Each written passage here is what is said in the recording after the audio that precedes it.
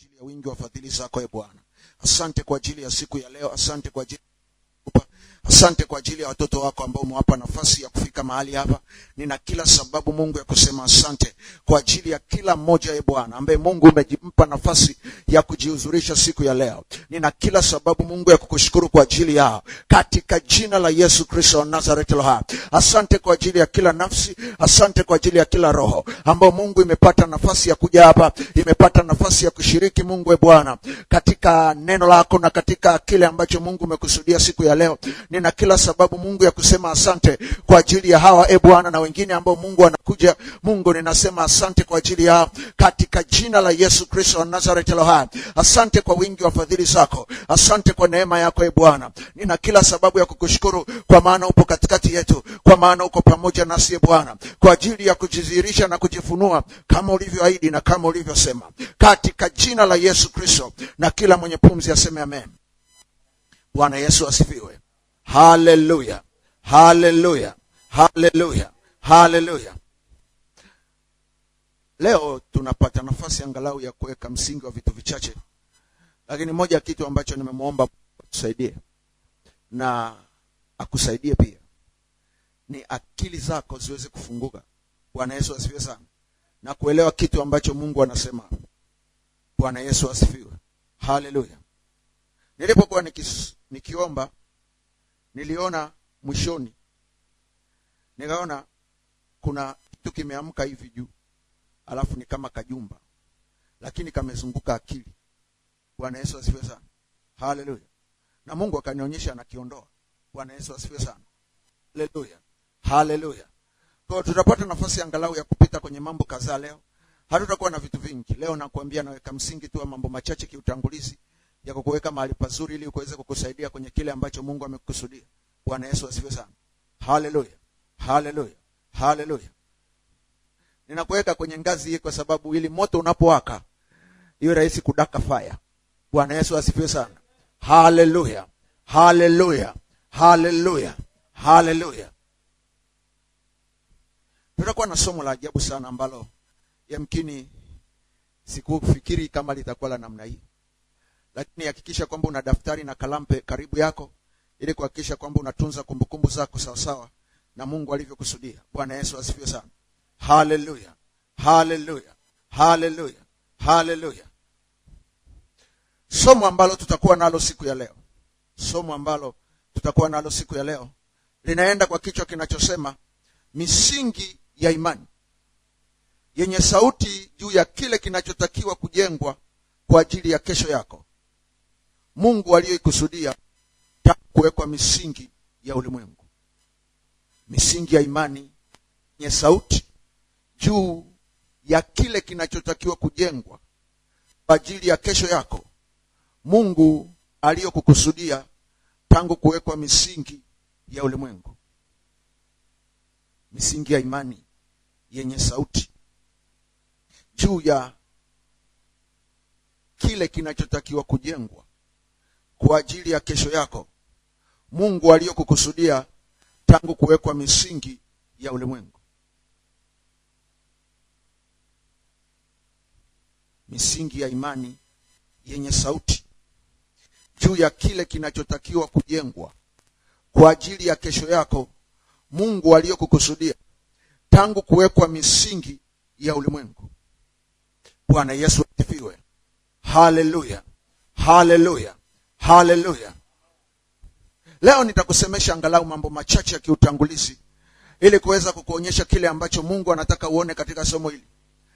Nimekwambia sio somo la kawaida, lakini ni somo ambalo lina utajiri mkubwa sana wa kukuvusha kwenye ngazi uliopo na kukupeleka mahali pengine ambapo Mungu amepakusudia. Bwana Yesu asifiwe. Haleluya. Kitabu cha Waefeso kinatuambia wazi kabisa, kila mtu na kila kitu Mungu alichokiumba kuna kusudi lake ambalo Mungu amelikusudia tangu kuwekwa misingi ya ulimwengu. Manake mtu yoyote ambaye ameumbwa kuumbwa kwa bahati mbaya. Aliumbwa kwa sababu lipo kusudi la Mungu ambalo Mungu amekusudia tangu kuwekwa misingi ya ulimwengu. Na Yesu asifiwe. Haleluya, haleluya, haleluya. Na kwa sababu hiyo leo nataka nikuonyeshe angalau mambo machache yatakao kusaidia kuona vitu vilivyoko kwenye misingi. Mungu wakati anamuumba mwanadamu, kuna vitu ambavyo amevikusudia kwenye maisha yake, na hakuvikusudia vikae hewani. Alivitengenezea na misingi ambayo itabeba ile maisha na kile ambacho Mungu amekikusudia kwenye maisha ya mwanadamu. Bwana Yesu asifiwe. Haleluya, haleluya, haleluya, haleluya. Kinachotofautisha ghorofa na jengo la kawaida au na nyumba ya kawaida ni misingi, na kinachotofautisha maisha ya kila mtu ambaye Mungu amemuumba kumweka duniani ni misingi. Kwa nini? Kwa sababu Mungu wakati anamuumba mwanadamu na kuumba vitu vyote alivyoviumba, kuna misingi yake aliyoviwekea ili kutengeneza aina ya maisha na kile ambacho Mungu amekikusudia kwenye maisha yake. Na Yesu asifiwe. Haleluya. Na shetani kitu cha kwanza ambacho anataka kuvuruga kwenye maisha ya mwanadamu, kabla hajavuruga maisha yake, anaenda kuwahi kwenye misingi, kwa sababu ndo anajua ndo kumetengenezewa utaratibu na mpangilio wa vitu ambavyo vitasaidia kutengeneza aina ya maisha na kubeba aina ya maisha ambayo Mungu amemkusudia mwanadamu. Bwana Yesu asifiwe. Haleluya, haleluya. Na ndio maana kuna mafundisho ambayo shetani anajaribu kuyaficha. Anaficha mafundisho ambayo yatakuonyesha utazame juu ya misingi, kwa sababu ukifichwa misingi, umefichwa kesho yako. Bwana Yesu asifiwe. Haleluya. Nikusemesha mistari michache hapa ambayo itakusaidia sawasawa na Mungu ambavyo alinisaidia mimi kwenye maisha yangu ya kawaida. Bwana Yesu asifiwe. Haleluya, haleluya, haleluya. Unajua kuna saa unapanga mipango ya maisha yako, unajaribu kuweka hiki pale, unapanga hiki pale, unaweka nyumba ina nitaweka hiki, unajua nitafanya hiki, nitafanya hiki. Lakini unajua shetani kitu ambacho anakuwahi, anajaribu kukuficha, kukuambia kwamba hivyo unavyovipanga vinasimamia kwenye kitu gani. Oh, Bwana Yesu asifiwe. Haleluya, haleluya. Unajua mtu akikwambia unataka maisha ya namna gani, utampa kila aina ya maisha unayotamani. Lakini unajua akikuuliza, okay, hivi unavyotaka vijengwe kwenye maisha yako, una misingi ipi ambayo yatabeba hiyo mipango ulio nayo na hicho kitu unachotaka kiweko kwenye maisha yako? Bwana Yesu asifiwe. Haleluya, haleluya, haleluya.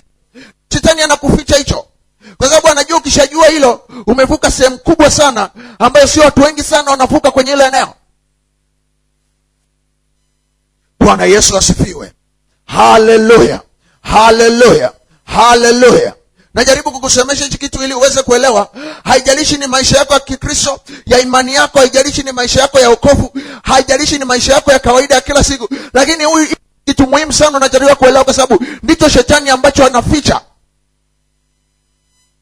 Bwana Yesu asifiwe. Haleluya, haleluya, haleluya. Unasema kwa nini? Kwa sababu ndo gharama iliko. Ndo gharama iliko. Ndo gharama iliko. Nenda kamtafuta ambaye mtu ana biashara kubwa pale mjini na ana maduka mengi sana, anaingiza mamilioni ya pesa kwa siku. Wewe nenda, muda aliotumia kutengeneza hizo milioni moja na muda aliotumia kutengeneza misingi ya kupata hiyo milioni moja ya kila siku.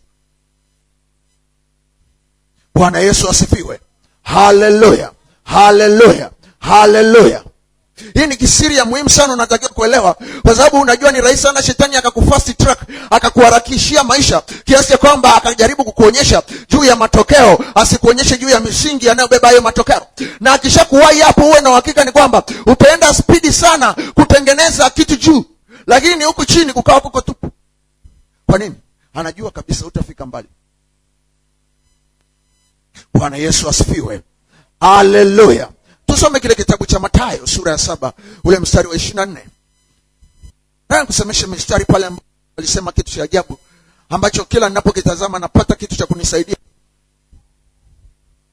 Bwana Yesu asifiwe. Haleluya. Haleluya. Haleluya.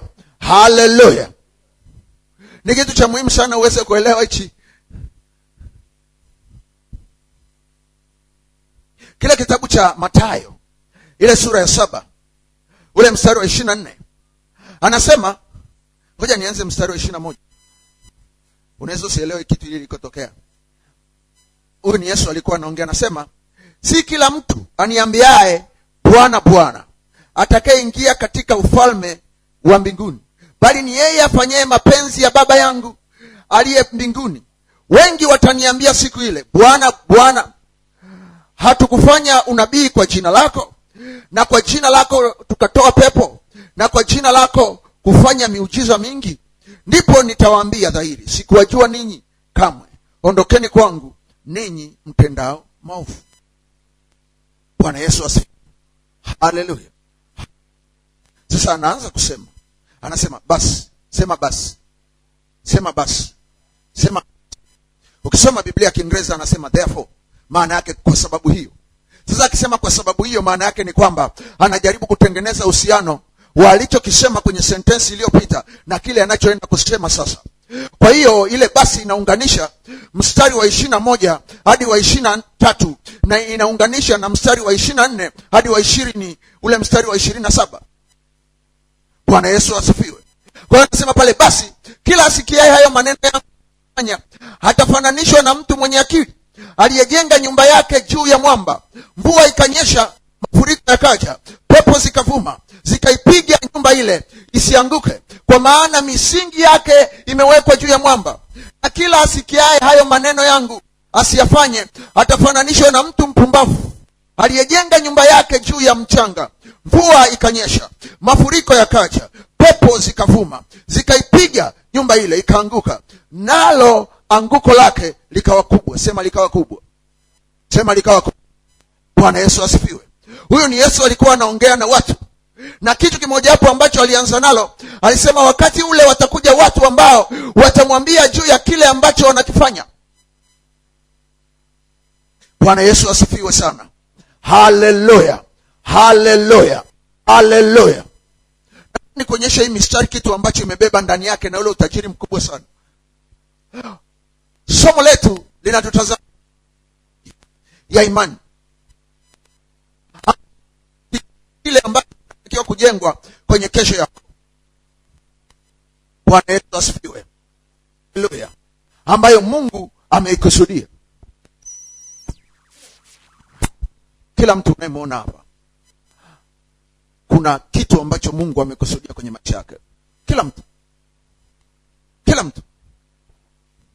Ile kwamba unajua au hujui, lakini kiko kitu Mungu amekusudia kila mtu.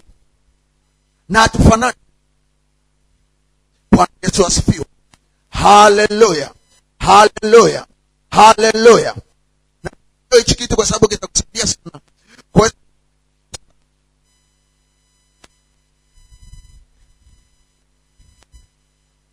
ukisoma kwenye ile mistari pale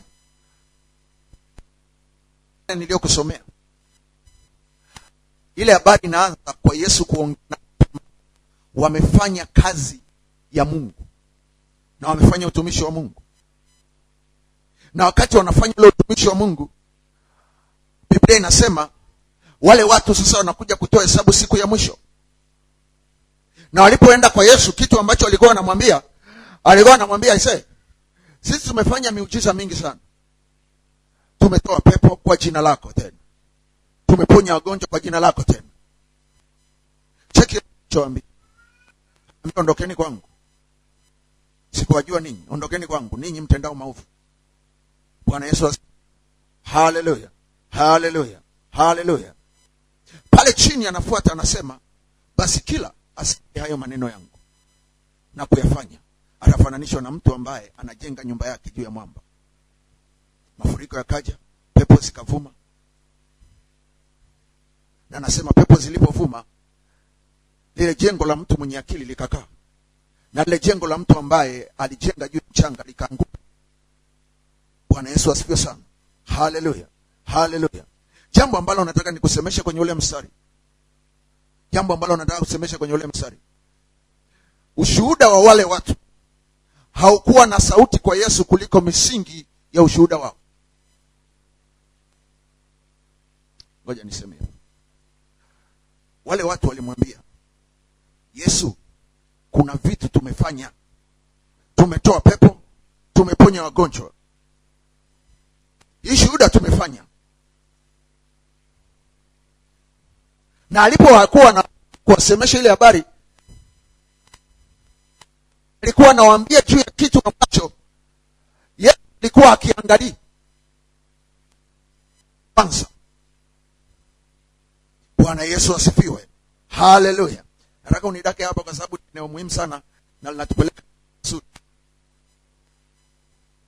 Kumbuka somo letu ni juu ya misingi ya imani yenye sauti, juu ya kile kinachotakiwa kujengwa kwa ajili ya kesho yako Mungu alikokusudia tangu kuwekwa misingi ya ulimwengu. Sababu kuna misingi ya imani ambayo ina sauti kubwa sana kwa ajili ya kesho yako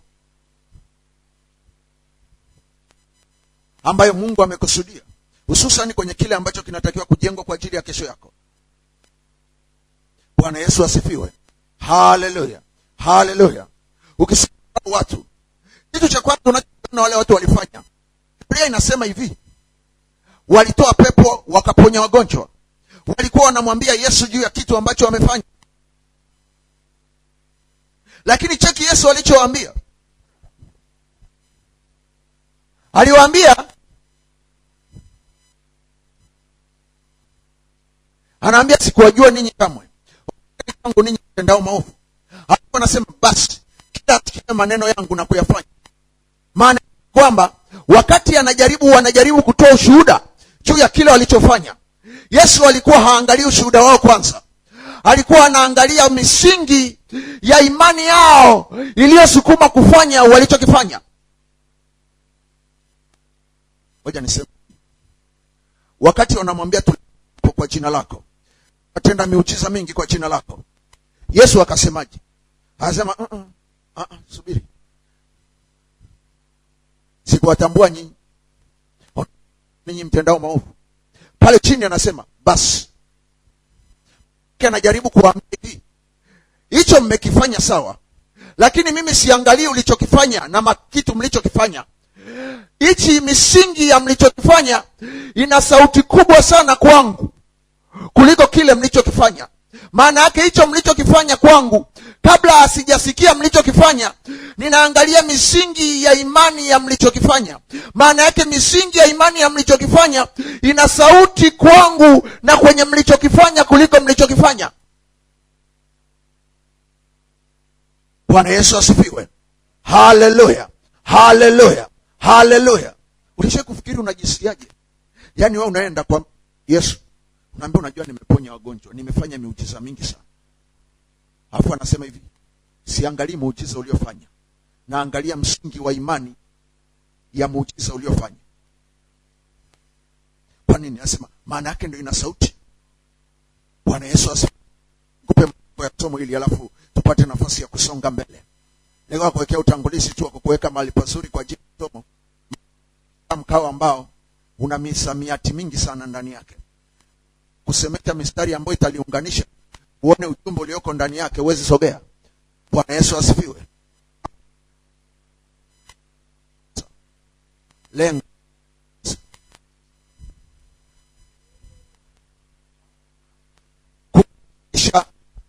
kusikia sauti ya misingi roho, kukufundisha sauti ya misingi kiroho. Bwana Yesu asifiwe. Haleluya. Haleluya. Tunaenda pamoja. Andika lengo la kwanza, kukufundisha kusikia sauti ya misingi roho. Kukufundisha kusikia sauti ya misingi kiroho. Bwana Yesu asifiwe. Haleluya. Haleluya. Haleluya.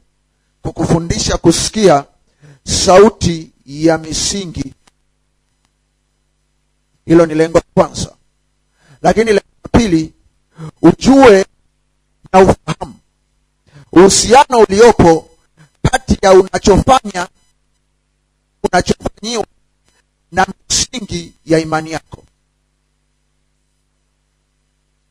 Ujue na ufahamu uhusiano uliopo kati ya unachofanya na unachofanyiwa na misingi ya imani yako. Bwana Yesu asifiwe. Haleluya, haleluya. Ujue na ufahamu uhusiano uliopo kati ya unachofanya na unachofanyiwa, na misingi yake na misingi ya imani yako.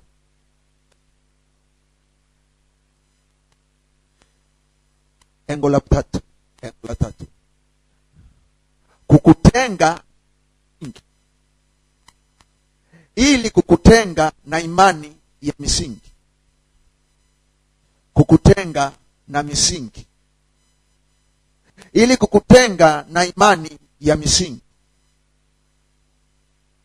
kukutenga na misingi, ili kukutenga na imani ya misingi, ili ujengwe kuwa hekalu la Mungu na nyumba ya Mungu kwa ajili ya kesho yako.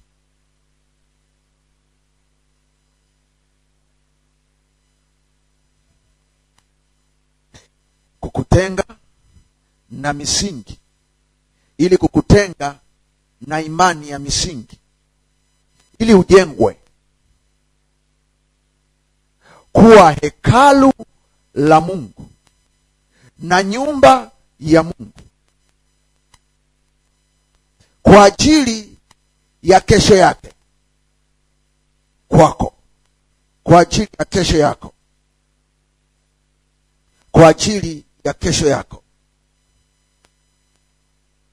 Tunaandika wale tunaoandika, Yesu asifiwe. Haya ni malengo. Nimejaribu kukusemesha angalau inaweza kukuonyesha juu ya mahali ambapo tunaelekea. Kitu cha kwanza ambacho unatakiwa kubadaka kwenye somo hili ni kukufundisha, unapomaliza somo hili, tunapojifunza, ni upate sauti, usikie sauti ya misingi ya kiroho. Bwana Yesu asifiwe. Haleluya. Nataka nikufundishe kusikia ya misingi. Nataka nikufundishe kusikia sauti ya misingi ya kiroho. Maana yake utakapomaliza hili somo, iwe rahisi sana kusikia sauti ya misingi ya kiroho. Sauti ya misingi kiroho. Bwana Yesu asifiwe sana. Haleluya. Haleluya. Haleluya. Haleluya. Ni muhimu sana uweze kuelewa hichi kitu. Lakini kitu kingine ni kukusaidia upate ufahamu wa uhusiano uliopo kati ya unachofanya au unachofanyiwa na misingi ya imani yako. Bwana Yesu asifiwe. Leo nitakuwekea misingi tu, sitazama ndani sana. Pale mwishoni tutapata nafasi ya kuomba, ili angalau kukuweka kwenye nafasi nzuri juu ya kile ambacho Mungu anataka kuachilia kwako. Bwana Yesu asifiwe sana. Haleluya. Haleluya. Lakini kitu kingine kwenye ile lengo nataka nikusemeshe, kwenye lengo la somo hili ni kukutenga na misingi, ili kukutenga na imani ya misingi, ili ujengwe kuwa hekalu la Mungu na nyumba ya Mungu kwa ajili ya kesho yako. Bwana Yesu asifiwe sana. Haleluya. Haya ndo malengo matatu ya Mungu ambayo amekusudia yapate kutimia katika somo hili. Bwana Yesu asifiwe sana. Haleluya. Haleluya. Haleluya. Haleluya. Kwenye jambo la kwanza, ngoja nisemeshe jambo la kwanza. Tuna mambo leo kama mambo manne. Tutapita angalau kwa uchache, mahali pazuri. Sitazama ndani sana, lakini nitakuwekea ya kukudia kwa ajili ya kesho, ili kukuweka mahali pazuri na wewe. Bwana Yesu asifiwe. Haleluya. Haleluya. Jambo la kwanza, jua kuwa kuna misingi ya imani na imani msingi. Jua kuwa kuna misingi ya imani na imani msingi. Jua kuwa kuna misingi ya imani na imani msingi. Jua kuwa kuna misingi ya imani na imani msingi. Jua kuwa kuna misingi ya imani na imani msingi. Kitabu cha Yoshua sura ya 6 mstari wa 26. Yoshua sura ya 6 mstari wa 26. Biblia ina okay. Isiende haraka. Kuna ambao bado wanaandika. Jua kuwa kuna misingi ya imani na imani msingi.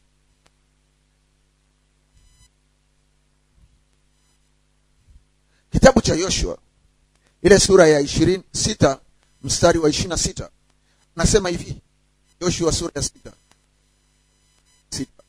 mstari wa 26 nasema hivi, naye Yoshua akawaapisha kiapo ule, akasema, na alaaniwe mbele za Bwana mtu yule atakayeinuka na kujenga tena mji huu Yeriko.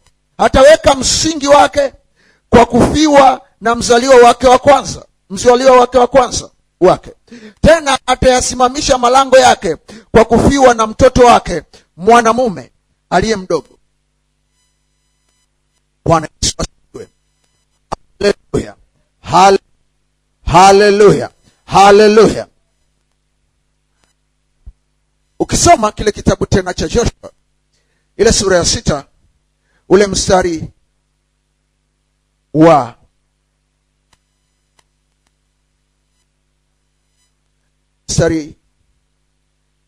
ngoja nianzie ule mstari wa 15. Hata siku ya 7 wakaondoka asubuhi na mapema, wakati wa mapambazuko wakazunguka vivyo hivyo mara 7. Ila siku hiyo kuzunguka huo mji hata mara walipozipiga tarumbeta. Yoshua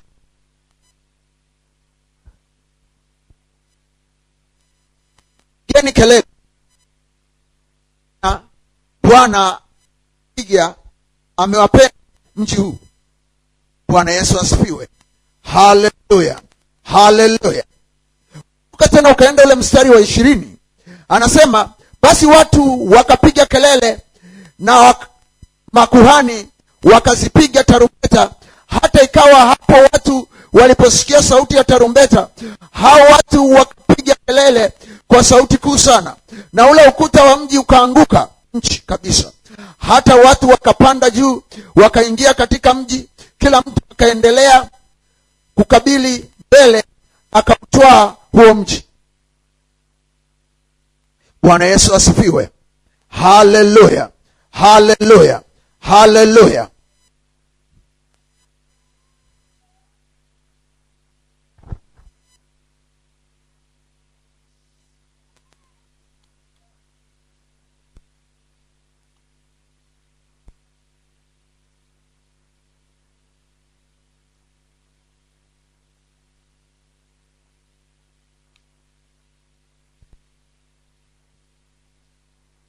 Bwana Yesu asifiwe.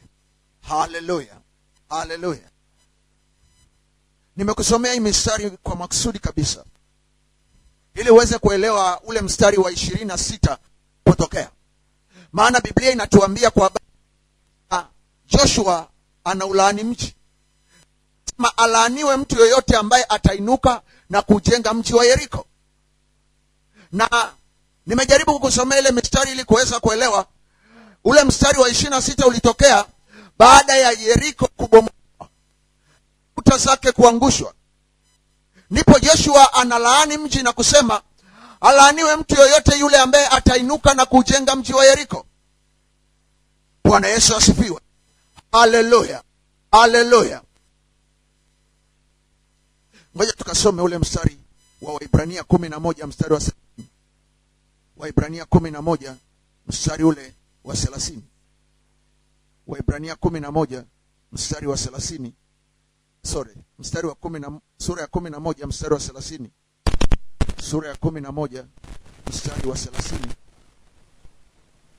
11 mstari wa 30. ile sura ya 11 mstari wa 30, Biblia inasema, kwa imani kuta za Yeriko zikaanguka zilipokwisha kuzungukwa siku 7. Bwana Yesu asifiwe. Haleluya. Anasema kwa imani kuta za Yeriko zilianguka zilipokwisha kuzungukwa siku 7. Ninataka uone lile neno kwa imani. Sema kwa imani. Sema kwa imani. Sema kwa imani. Ilinishangaza sana kwa sababu wakati na utafakari huu mstari, Mungu aliniambia cheki huo mstari. Hakusema kwa kuzunguka, inasema kwa imani. Ngoja tusome tena. Mstari wa 30 hivi. Kwa imani kuta zikaanguka zilipokwisha kuzungukwa siku 7. Kuzunguka kunafuata baadaye, lakini hazikuanguka kwa kuzungukwa. Biblia inasema kwa imani. Bwana Yesu asifiwe. Haleluya. Haleluya. Haleluya. Ngoja nikusemeshe mambo ambayo yatakushangaza sana wakati Mungu anamtazamisha huu mstari. Kitu ambacho aliniambia kama ulianguka kwa imani. Joshua wakati wanazunguka kuta za Yeriko, walikuwa washughuliki na kuta za Yeriko. Walikuwa wanashughulika na misingi ya imani ya Yeriko.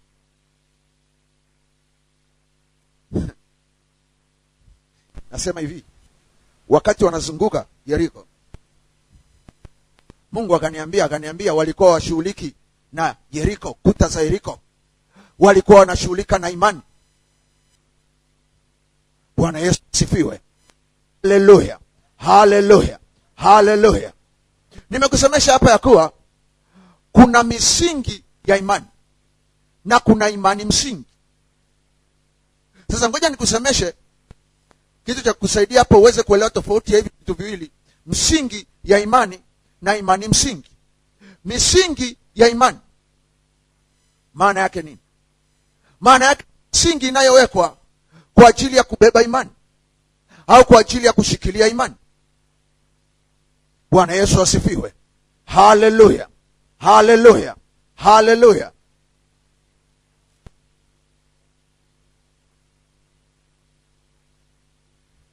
Sasa walipokuwa wanazunguka Yeriko ilikuwa na imani.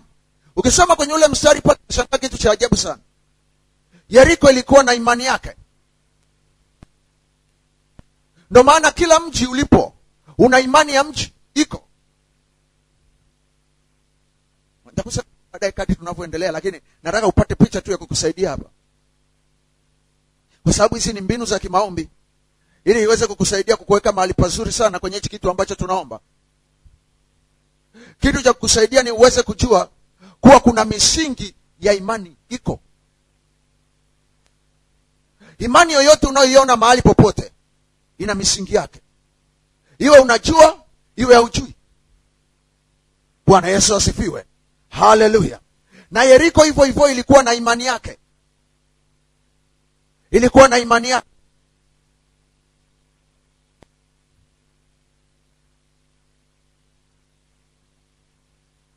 Ndio maana unakuja kuelewa wakati Joshua, wakati Waebrania anaposema 11:30, hakusema ya kwamba kwa kuzunguka Yeriko kuta zilianguka. Inasema kwa imani. Bwana Yesu asifiwe. Haleluya. Haleluya. Haleluya. Haleluya. Nataka kitu cha kukusaidia hapo uweze kuelewa vitu ambavyo vitakusaidia kutoka. Vitu ambavyo vitakusaidia kutoka. Kwa sababu kuna vitu usipoelewa kwenye hii mistari huwezi toka. Sio rahisi sana ukatoka. Lazima uelewe tofauti wake. Lazima uelewe tofauti yake. Wakati Biblia inasema kwa imani kuta za Yeriko zilianguka, nataka uelewe msisitizo uliopo. Anaongelea imani ndio ilifanya kuta za Yeriko, sio kule kuzunguka mji wa Yeriko. Bwana Yesu asifiwe sana. Haleluya. Haleluya. Kwa sababu Yeriko walizunguka mara 7 kwa siku 7. Alafu wakaja wakazunguka ile siku ya 7, wakazunguka mara 7. Asifiwe. Haleluya. Sasa kitu ambacho nataka uone hapa ni uone juu ya misingi ya imani. iliyokuwa imewekwa kwenye mji wa Yeriko, ambayo ilikuwa imeshika zile kuta. Nilijaribu kukusemesha ya kwamba wakati wanazunguka ule mji wa Yeriko, walikuwa hawashughulika na ukuta wa Yeriko, walikuwa wanashughulika na misingi ya Yeriko. Kwa Yesu asifiwe. Haleluya, haleluya, haleluya. Nasema hivi, Joshua na wana wa Israeli walipokuwa wanazunguka kwenye ule Yeriko, ule mji wa Yeriko, maana Mungu aliwaambia wauzunguke mji wa Yeriko mara 7 kwa siku 7, na ile siku ya 7 wauzunguke mara 7. Walipokuwa wanauzunguka mji wa Yeriko, walikuwa hawashughuliki na kuta za Yeriko, walikuwa wanashughulika na misingi ya Yeriko iliyotumika kubeba kuta za Yeriko. Bwana Yesu asifiwe. Haleluya. Na ndio maana wakati wanaongelea kwa habari ya kuanguka kwa kuta za Yeriko, ukisoma kwenye Biblia za Kiingereza unaweza kupata tafsiri ya ajabu sana. Walikuwa hawaongelei kwa habari ya kuanguka kama kuanguka, walikuwa wanaongelea kwa habari ya kuzama. Kwa nini? Kwa sababu kule kuzunguka kulikuwa hawashughuliki na kuta kwanza, walikuwa wanashughulika na misingi iliyoshika ukuta. Bwana Yesu asifiwe. Haleluya. Na ile misingi mmojawapo ambao walikuwa wanashughulika nayo ilikuwa ni misingi ya imani. Misingi ya imani ya Yeriko. Bwana Yesu asifiwe. Haleluya. Sitasema sana, lakini nataka nikuonyeshe tu vitu vya kukusaidia hapa uweze kuelewa. Kwa hiyo walipokuwa wanauzunguka mji wa Yeriko, walikuwa wanashughulika na misingi ya imani ya mji wa Yeriko. Ndio maana Biblia kwenye kitabu cha Waebrania haanzi kwa kusema kwa kuzunguka, anaanza kusema kwa imani. Bwana Yesu asifiwe. Haleluya, haleluya. Ile kukwambia kwa imani maana yake ni uweze kujua nini walikuwa wanashughulika nacho kwenye misingi. Walikuwa wanashughulika na misingi ya imani iliyotumika kusimikwa kutengeneza ule ukuta wa Yeriko. Bwana Yesu asifiwe. Haleluya, haleluya, haleluya. Unasema kwa nini? Misingi ya imani ndio inabeba imani. Ile ukuta wewe unadhani ukuta, lakini ule ni ukuta wa imani. Bwana Yesu asifiwe. Haleluya, haleluya, haleluya. Sikia nikwambie kitu. Wangapi wanamfahamu Rahabu? Nitakusemesha habari yake hapo baadaye. Alikuwa ni kahaba. Alikuwa ndani ya Yeriko. Alikuwa ndani ya Yeriko. Ndio maana ni muhimu sana uweze kuelewa ile imani iliyokuwa inamtumikisha kuwa kahaba, misingi yake ilikuwa imewekwa kwenye Yeriko, misingi ya Yeriko. Bwana Yesu asifiwe. Haleluya, haleluya.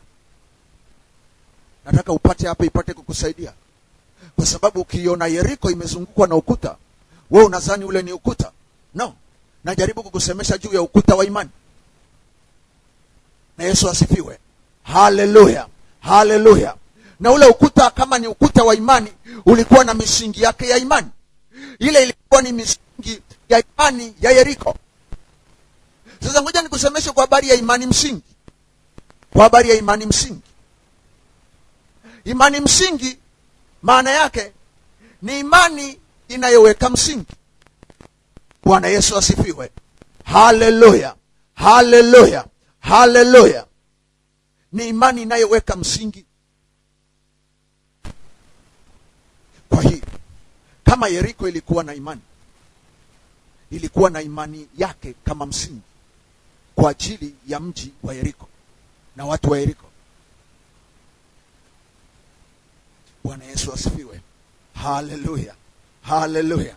Nataka upate kitu cha kukusaidia hapa, kwa sababu tunapoelekea ni pazuri na ni muhimu sana ukaelewa hivi vitu.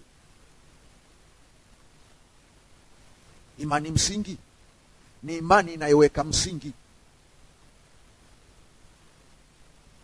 Ni imani inayoweka msingi. Bwana Yesu asifiwe. Haleluya, haleluya. Kwa hiyo ukifika kwenye Yeriko, alipokuwa anasema kwa habari ya Yeriko, ukiona Yeriko imejengwa, inakuta zimezingira, ina misingi yake. zile kuta hazijasimama hewani, zina misingi yake, na ile misingi ndio imebeba ule ukuta. Bwana Yesu asifiwe sana. Haleluya. Sasa kile kilichowekwa kule chini kwenye ile misingi, kule kwenye ile misingi kuna kitu kinaitwa imani msingi. Bwana Yesu asifiwe sana. Haleluya. Haleluya. Ndio neno jaribu kukusemesha. Ngoja nitakusemesha mfano hapa, kama hujaelewa angalau kukuweka mahali pazuri ili kuweza kuelewa hapa. Bwana Yesu asifiwe sana. Haleluya. Haleluya. Haleluya. Ngoja nitupe mfano kitabu cha Yoshua sura ya 6 mstari wa 26. Tumeusoma pale, lakini nataka useme, tutazame kama mfano wa kwa ajili ya kukusaidia kuelewa hii imani msingi ndio kitu gani? Ndio kitu gani? Mfano wa Yoshua 6:26. Mfano wa Yoshua 6:26. Ndani ya ule mstari wa Yoshua 6:26 anaongelea kwa habari ya laana ambayo Joshua alitamka juu ya ule mji, akisema ya kwamba mtu atakaye ujenga mji huu Yeriko ataweka misingi yake kwa kufiliwa na mzaliwa wake wa kwanza, tena atayasimamisha malango yake kwa kufiliwa na mtoto wake wa mwisho wake mwanamume aliye mdogo. Bwana Yesu asifiwe sana. Haleluya. Haleluya. Sasa ngoja nikusemeshe juu ya kitu cha mfano cha kukusaidia nilichokiona kwenye ule mstari. Ndani ya huu mstari, mfano ambao nataka uone ni msingi uliozuiwa. Ulikuwa imani msingi ya Yeriko au ya watu wa Yeriko. Nasema hivi, kwenye ile mfano wa Yoshua 6:26, msingi uliozuiwa ulikuwa ni imani msingi ya Yeriko au ya watu wa Yeriko, ili wasizaliwe tena watu kama kina Rahabu. Andika tu hivyo hivyo, wewe andika tu. Msingi uliozuiwa ulikuwa ni imani msingi ya Yeriko au ya watu wa Yeriko, ili wasizaliwe tena watu kama kina Rahabu. Bwana Yesu asifiwe. Haleluya. Haleluya. Haleluya. Nataka upate kitu cha kukusaidia hapa ili uweze kuelewa mahali tunapoelekea. Msingi uliozuiwa ulikuwa ni imani msingi ya Yeriko au ya watu wa Yeriko, ili wasizaliwe tena watu kama kina Rahabu. Ukisoma Yoshua ule mstari sura ya 6 mstari wa 26, unaona Joshua anainuka baada ya Yeriko kubomolewa na wakaharibu kila kitu na wakamtoa Rahabu kwenye ule mji. Kwa sababu kitu unachokiona kwenye ule mstari, hawakuanza kuulaani mji. Walipobomoa ule mji na kuua watu wote wa ule mji, wakamtoa Rahabu afu akalani. Anasema mtu atakayeuinua msingi, atakaye kuja kujenga mji huu wa Yeriko, ajenge misingi yake kwa kufiliwa na mzaliwa wake wa kwanza, na ainue malango yake kwa kufiliwa na mzaliwa wake wa mwanamume aliye mdogo. Sasa nataka nikusemeshe juu ya Joshua alichokuwa anazuia kwenye ile laana aliyotamka, kwa sababu ile laana ilibeba zuio, ilibeba kitu cha kuzuia. Bwana Yesu asifiwe. Haleluya. Haleluya. Nasema hivi, wakati Joshua analaani, anaachilia laana, ile laana aliyokuwa anatamka ni laana kwa ajili ya kuzuia mtu yoyote asije akajenga akaweka tena misingi kwenye mji wa Yeriko. Sasa cheki alichokisema. Hakusema hivi, alaaniwe mtu yoyote atakayekuja kuishi Yeriko. Alaaniwe mtu yoyote atakayeweka misingi. Aweke msingi. Kwa nini? Alikuwa anazuia misingi isijengwe. Kama unakuja kuishi Yeriko ukaweka hema, is fine. Kama unakuja kuishi Yeriko usiweke msingi. Kwa nini? Anapozuia msingi, anazuia pasiwe na kitu chochote kwenye ile eneo. Sasa nisikilize vizuri. Alichokuwa anazuia ni misingi ya imani ambayo ilikuwa imewekwa kwenye mji ya Yeriko, ambayo ikazaa watu kama kina Rahabu kwenye mji Yeriko. Maana yake akija akiweka tena msingi pale, ghafla watazaliwa watu wale wale kama waliokuwepo kwenye mji wa Yeriko, na mmoja wapo akiwa mfano wake ni Rahabu. Kwa hiyo alipokuwa anasema alaaniwe mtu, maana yake alikuwa anazuia mtu yoyote asije akaweka misingi. Kwa sababu mtu yote akiweka misingi, haweki msingi kama msingi, anarudisha msingi wa imani ambao ulitengeneza aina ya watu kama kina Rahabu. Ngoja niseme hivi, naona watu hawajanielewa. Hii ni muhimu sana, unatakiwa kuelewa hapa. Joshua alipomaliza kubomoa Yeriko, aliharibu kila kitu, akamtoa na Rahabu kule. Alipomaliza akasema, na alaaniwe mtu yoyote atakayeujenga huu mji wa Yeriko, aweke misingi yake. Hakusema ajenge nyumba yake. Akiweka misingi. Kwenye misingi alikuwa anazuia kitu gani? Alikuwa anazuia imani. Bwana Yesu asifiwe sana. Imani ipi? Imani msingi. Kwa sababu kuna imani ambayo inatangulia kuwekwa mahali, ambayo kuna imani zingine zinajengwa juu yake. Bwana Yesu asifiwe. Haleluya. Haleluya. Nataka uelewe hapa, kwa sababu ukishavuka hapa umevuka pakubwa sana. Ngoja nikupe mfano labda unaweza ukaelewa. Kwa mfano mkoa huu Geita. Tunaenda sawa sawa? Okay. Kuna tabia unaweza ukaiona inatawala sana. Usianze kucheki tabia kwanza. Angalia ile tabia, imani inayotengeneza ile tabia, misingi yake ni ipi? Kwa sababu ungemuonea Rahabu bure. Rahabu alikuwa kule ndani. Cheki sasa kilichotokea. Rahabu hakuacha ukahaba mpaka misingi ya Yeriko ilipoharibiwa.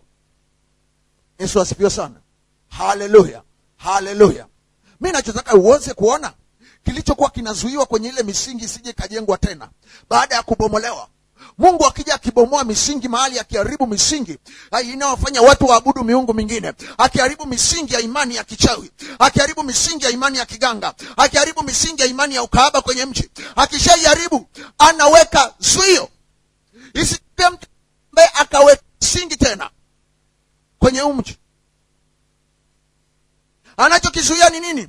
Hazuii msingi. Anazuia kitakachojengwa juu ya misingi. Kwa sababu kitakachojengwa juu yake kitakuwa cha kudumu. Nataka unielewe. Alipokuwa anazuia misingi, alikuwa tu sio tu anazuia misingi, anazuia misingi ya imani itakayosababisha kitakachojengwa juu yake kiwe cha kudumu. Kama unataka ukahaba uwe wa kudumu, ni lazima uwe na misingi. Kama unataka roho ya kichawi iwe ya kudumu kwenye mji, ni lazima uwe na misingi. Kama unataka roho ya uganga na kuabudu miungu mingine iwe na kudumu, iweze kudumu kwenye mji, ni lazima iwe na misingi. Ukiharibu misingi, maana yake haiwezi kudumu. Bwana Yesu asifiwe. Haleluya. Haleluya. Maana yake ni kwamba Yeriko wanaweza wakaja makahaba wakakaa pale lakini hawadumu. Wanaweza wakaja walevi wakakaa pale lakini hawadumu. Unasema kwa nini? Hamna misingi. Haleluya. Haleluya. Ngoja nikusemeshe ndani ya huu mfano. Tunatazama tu mfano wa Yoshua 6:26. Alikuwa anazuia kitu gani? Wewe unafikiri alikuwa anazuia misingi? No, alikuwa anazuia imani msingi.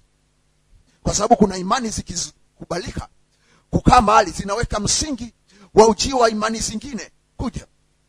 Usione wachawi wamekuja mahali, maana yake kuna mtangulizi ambaye aliweka imani msingi ya uchawi. Usione waganga wako mahali, ukumbuka kwamba kuna mtu alikuja kama imani msingi. Bwana Yesu asifiwe. Haleluya. Haleluya. Haleluya. Ukienda Israeli leo, Yeriko imejengwa. Alichokuwa anakizuia ni imani ipi inaweka msingi? Imani ipi inaweka msingi? Imani ipi inaweka msingi? Imani ipi inaweka msingi? Okay, kama unataka kujua roho iliyoko kwenye mji huu, cheki aliyetangulia kwenye mji huu ni nani? Alikuwa na imani ipi? Bwana Yesu asifiwe. Haleluya. Kwa sababu imani msingi iko ndani ya mtu ambaye anaweka misingi. Ngoja nikupe mfano. Kama wewe ni wa kwanza kuokoka kwenye familia yetu, ndani yako Mungu ameweka kitu kinaitwa imani msingi. Maana yake ndani yako anakutengeneza kwa namna ambavyo utaweka msingi wa aina ya watu wa imani yako kwenye familia yako, waongezeke na wajengwe kupitia wewe. Bwana Yesu asifiwe. Haleluya. Haleluya. Sasa nisikilize. Shetani akija kwenye familia, akivuruga watu wote waliokoka, alafu kitu cha kwanza, kitu anachofuata anasema nini? Anaweka kitu zuio. Akiinuka mtu yoyote ambaye ameokoka kwenye familia, afiwe. Sasa yale maneno yakisemwa, wewe unadhani kwamba yanazuia mtu kuokoka? No, yanazuia imani msingi. Pasiwekwe msingi hapo. Bwana Yesu asifiwe. Tutaongea sana, lakini ngoja nikuwekea angalau mambo mengine hapa, naenda mbali kidogo, lakini nataka niupate tu picha hapa. Ndani ya mfano kitu kingine ambacho nataka uone. Ukahaba ulikuwa ni imani msingi. Ukahaba ulikuwa ni imani msingi. Ukahaba ulikuwa ni imani msingi. Bwana Yesu asifiwe. Haleluya. Haleluya. Haleluya. Nataka uelewe hapa, nataka udake tu hapa ili uweze kuelewa kule ambapo tunaelekea. Naweza nikakati story short ya vitu kadhaa, lakini nataka upate hichi kitu. Ni muhimu sana.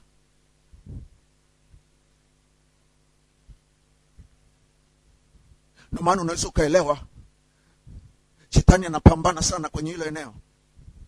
Kila mtu anayekuja mtangulizi anacheki imani yake.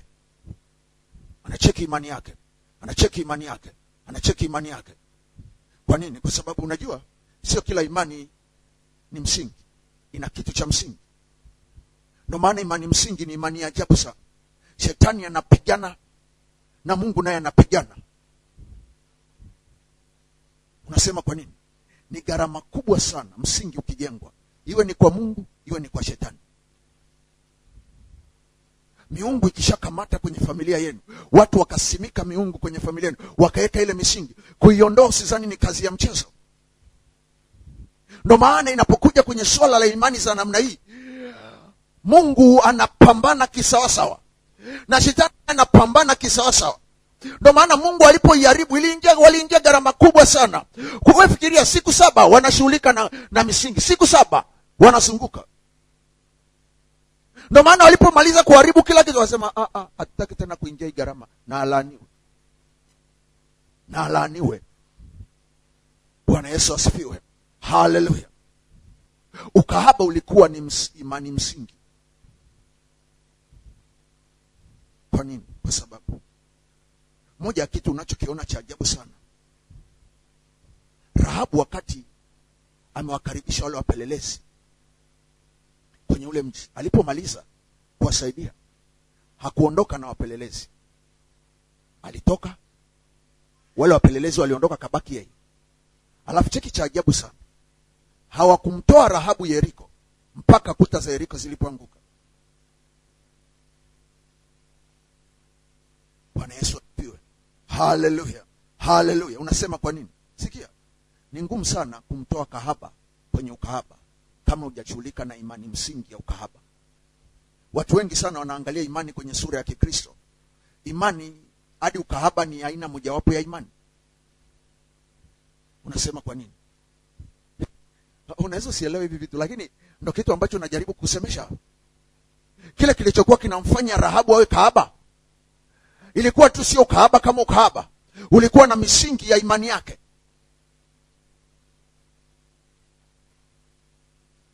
Bwana Yesu asifiwe. Haleluya. Haleluya. Haleluya. Na maana unaweza kufikiri ni rahisi tu wa Kristo kuokoka alafu wakadumu kwenye Kristo vizuri kama hujashughulika na imani msingi. Imani msingi ni ajabu sana. Ni ngumu sana kumtoa Rahabu kwenye ukahaba kabla hujashughulika na hichi kitu. Unasema kwa nini? Anaweza kukaribisha wapelelezi, anaweza akawa mtumishi mzuri sana, lakini ukahaba hapana. Ukahaba aliuacha saa ngapi? Kuta za Yeriko zilipoanguka. Sikia nikwambie, aliendelea kufikia Mungu huku akiwa kahaba. Ndio maana siku hizi kwenye mji huu unaweza ukashangaa sana. Kuna watu wengi sana ni Wakristo bado wanaendelea na uganga. Ni Wakristo bado wanaenda kwa waganga. Ni Wakristo bado wanaendelea na uzinzi. Unasema kwa nini? Ni kwa sababu imani msingi bwana. Imani msingi isipoangushwa ni ngumu sana. Haijalishi anatoa sadaka nzuri. Biblia inasema kwa imani Rahabu aliwakaribisha wale pelelezi kwa imani. Alitoa zabihu, sadaka yake ya kuwakaribisha pelelezi. Alikuwa anatoa sadaka nzuri sana. Ile kwamba unatoa sadaka nzuri sana kanisani na unamtumikia Mungu mzuri sana kanisani haina maana kwamba umetengwa na hii imani msingi. Kwa sababu imani msingi inaweza kukushika kwenye aina ya mwenendo na aina ya maisha ambayo, na mwenendo wa maisha ambayo Mungu sio rahisi sana akajenga kile ambacho amekusudia kwa ajili ya kesho ambayo amekusudia kwa ajili yako. Bwana Yesu asifiwe. Haleluya. Ndani ya mfano, ngoja nikusemeshe tena, ndani ya mfano kitu ambacho niliona. Ndani ya mfano wa Yohana 6:26. Ukahaba haukumwachia Rahabu. Ukahaba haukumwachia Rahabu mpaka Yeriko, mpaka misingi ya Yeriko ilipomwachia Rahabu. Bwana Yesu asifiwe. Haleluya. Haleluya. Ukahaba haukumwachia Rahabu mpaka misingi ya Yeriko ilipomwachia Rahabu. Bwana Yesu asifiwe. Haleluya. Fungua nami kitabu cha Yoshua sura ya 6 mstari wa 16. Yoshua sura ya 6 mstari wa 16. Biblia inasema hata mara ya 7 makuhani walipozipiga tarumbeta, Yoshua akawaambia watu, pigeni kelele, kwa maana Bwana amewapeni mji huu, na mji huu utakuwa wakfu kwa Bwana, mji wenyewe na vitu vyote vivyo vilivyomo, isipokuwa Rahabu yule kahaba. Sema yule kahaba. Sema yule kahaba. Sema yule kahaba. Ataishi yeye na watu wote walio pamoja naye nyumbani, kwa sababu aliwaficha hao wapelelezi tuliowatuma. Sasa angalia mstari unaofuata. Ule mstari niruke niende ule mstari wa 19. Wa 22. Okay, wa 20 anasema hivi. Basi watu wakapiga kelele na makuhani wakazipiga tarumbeta, hata ikawa hapo watu waliposikia sauti ya tarumbeta, watu wakapiga kelele kwa sauti kuu sana, na ule ukuta wa mji ukaanguka chini kabisa, hata watu wakapanda juu wakaingia katika mji, kila mtu akiendelea kukabili mbele, wakautoa huo mji. Basi wakaangamiza kabisa vitu vyote vilivyokuwa ndani ya mji, wanawake na wanaume, wanaume na wanawake, watoto na wazee, ng'ombe na kondoo na punda, kwa makali ya upanga. Naye Yoshua akawaambia wale wanaume wawili waliopeleleza nchi, ingieni nyumba ya yule kahaba, mkamtoe huyo mwanamke mwenyewe na vitu vyote alivyo navyo, kama mlivyomwapia. Bwana Yesu asifiwe. Haleluya. Kwa nini nimekusomea hii mistari? Unamwona Rahabu anakuja anatolewa baada ya Yeriko kuanguka. Bwana Yesu asifiwe sana. Haleluya. Haleluya. Ngoja nikusemeshe labda kwa hivi unaweza kaelewa.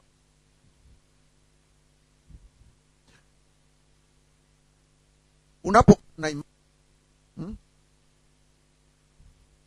yako ndio inakutengenezea kitu ya kile unachofanya. Tunaenda sawa sawa. Bwana Yesu asifiwe sana. Ukimwona kahaba na anafanya ukahaba, anafanya kwa imani. Bwana Yesu asifiwe sana. Haleluya. Kwa nini? Imani sio ya Ukristo peke yake. Imani haijasema pale basi imani ni Ukristo wa kuwa na hakika.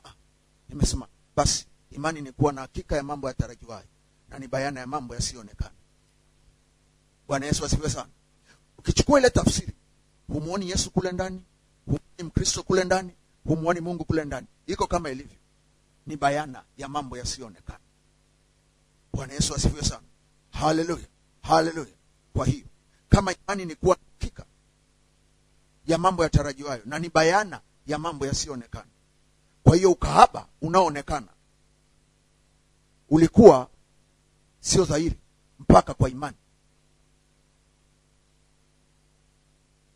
Bwana Yesu asifiwe. Haleluya, haleluya.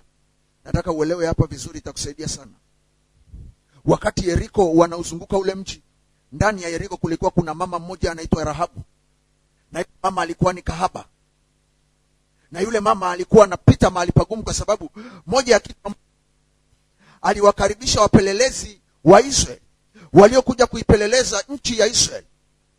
Na walipokuja kuipeleleza ile nchi ya Israeli, wakaribisha Rahabu.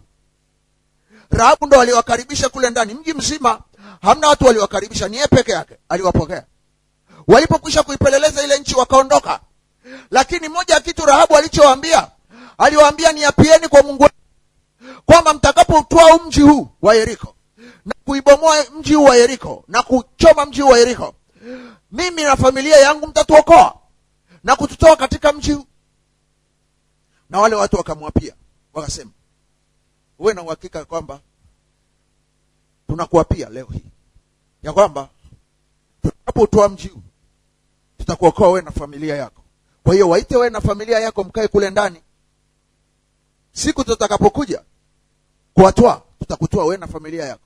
Wakampa na kitambaa chekundu kwenye nyumba yake, iwe kama ishara, ili wajue ya kwamba hii ndio nyumba ile ambayo walimwapia kwamba tutakuokoa wewe na nyumba yako. Na baada ya kusema kile walichokisema pale, wale wapelelezi wakaondoka. Biblia inatuambia kwamba Rahabu hakuondoka na wapelelezi, alibaki Yeriko. Wale wapelelezi walipomaliza kazi yao, Israeli wakaja wakauzunguka ule mji siku 7 mara 7. Walipomaliza kuzunguka ule mji, kuta za Yeriko zikaanguka. Wakaingia kule ndani. Biblia inasema ya kwamba kabla hawajauangamiza ule mji, Joshua akawaambia wale vijana wake, nendeni kwenye ile nyumba ya yule kahaba mliyemwahidi kwamba mtamwokoa yeye na nyumba yake, mkamtoe. Biblia inasema wakaenda kwa Rahabu, wakamtoa yeye pamoja na familia yake, halafu wakachoma ule mji na kuangamiza kila kitu. Bwana Yesu asifiwe sana. Haleluya. Kitu unachokiona pale ni kwamba hawakumtoa Rahabu kwanza kabla kuta za Yeriko hazijaanguka. Walibomoa kuta za Yeriko, ndipo wakamtoa Rahabu. Bwana Yesu asifiwe sana. Haleluya. Walianza kuzunguka mji kwanza, na Rahabu akiwa ndani ya ule mji. Hawakumtoa Rahabu nje afu ndo wakaanza kuzunguka. Rahabu alibaki ndani, wakaendelea kuzunguka. Maana yake walipokuwa wanauzunguka mji, walikuwa wanamzunguka na Rahabu. Unasema kwa nini? Walipokuwa wanazunguka mji kushughulika na misingi ya Yeriko, walikuwa wanashughulika na misingi ya imani ya Yeriko iliyomshika Rahabu. Ngoja niseme hivi, Rahabu alikuwa ndani ya Yeriko, kuta ya Yeriko zimezunguka hivi. Kwa hiyo walipokuwa wanaizunguka Yeriko, walikuwa wanamzunguka na Rahabu ndani ya Yeriko. Sasa nisikilize, kuta za Yeriko zilipoanguka na misingi yake ilipoharibiwa, ghafla ile misingi ilipobomoka, ikamtenga Rahabu, ule ukahaba ulioko ndani ya Rahabu na Rahabu. Unasema kwa nini? Kwa sababu kilichokuwa kimeshika ule ukahaba ulikuwa hauko kwa Rahabu, kwa sababu uko kwa Rahabu. Ulikuwa ni muunganiko wa misingi ya mji wa Yeriko, ndio ilikuwa imeshikilia ukahaba uliokuwa ndani ya Rahabu. Kwa hiyo misingi ya Yeriko ilipoharibika ghafla, na ukahaba ukamwachia Rahabu. Bwana Yesu asifiwe sana. Haleluya, haleluya, haleluya. Nataka upate point, ni eneo la msingi sana. Tutapata nafasi ya kuomba hapa kwa dakika hizi chache, kwa sababu hili ni eneo muhimu sana ambalo nataka tupate nafasi ya kupita. Mambo mengine nitaendelea kukuwekea kesho, kama Mungu atakavyonijalia nitaendelea kukuwekea kesho. Lakini ni mambo ya msingi sana ambayo ninahitaji yaweze kukusaidia tunapopita kwenye somo hili. Nimekusemesha mfano ili uweze kuelewa kitu kilichoko ndani ya imani msingi. Ni imani ya ajabu sana, ni imani ya ajabu sana. Bwana Yesu asifiwe sana. Haleluya, haleluya. Kwa sababu ule ukahaba uliokuwa ndani ya Rahabu ulikuwa hujajengwa hewani, ulikuwa una misingi yake. ulikuwa na misingi yake, na ile misingi ndani yake ndio ilikuwa imeshika ule ukahaba. Bwana Yesu asifiwe. Haleluya, haleluya, haleluya. Okay, ngoja nikusemeshe kitu cha kwako tupate nafasi ya kuomba hapa dakika hizi.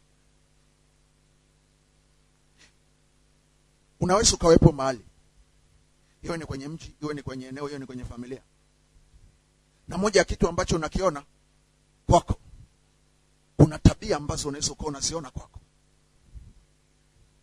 na zile tabia unaweza kufikiri ni kama vile zimesimama tu zenyewe,